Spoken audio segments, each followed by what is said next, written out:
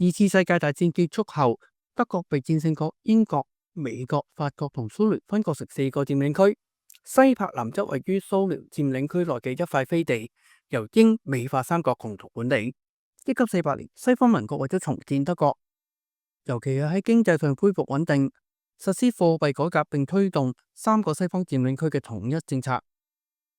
呢個措施令蘇聯非常不安，認為咁係削弱蘇聯對德國東部嘅影響力，亦係西方勢力意圖加強對柏林嘅控制。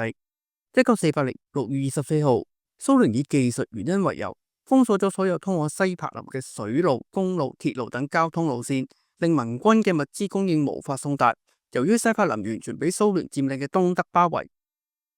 交通被封鎖，令城市陷入嚴重嘅物資短缺，